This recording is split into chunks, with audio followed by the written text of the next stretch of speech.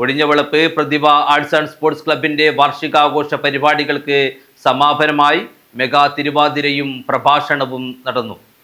Ozhinjavalappu Prathibha arts and sports ക്ലബിന്റെ ഒരു വർഷം നീണ്ടു നിൽക്കുന്ന 50-ാം വാർഷികാഘോഷ പരിപാടികളുടെ ഉദ്ഘാടന ചടങ്ങിന്റെ സമാപനം പ്രഭാഷകൻ VK സുരേഷ് ബാബു നിർവഹിച്ചു.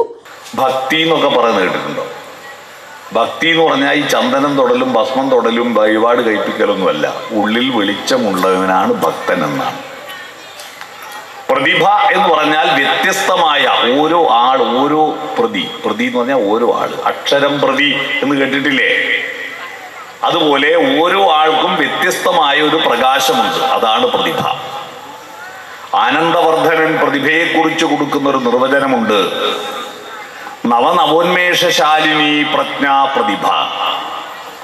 നവനവങ്ങളായ ഉന്മേഷത്തെ ഉൽപ്പാദിപ്പിക്കുന്ന പ്രജ്ഞയാണ് പ്രതിഭ. എന്താ പ്രജ്ഞ?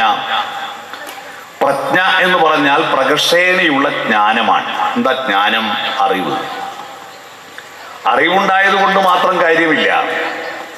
ആ അറിവിനെ അതാത് കാലത്തിനും ദേശത്തിനും അനുസരിച്ച് പ്രകർഷണം നടത്തണം.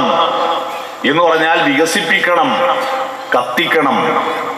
കാലദേശങ്ങൾക്കനുസരിച്ച് മാറാൻ കഴിയണം. പക്ഷിമൃഗാദികൾക്ക് അത് കഴിവില്ല. ചടങ്ങിൽ പ്രദീപ് മരക്കാപ്പ് അധ്യക്ഷത വഹിച്ചു.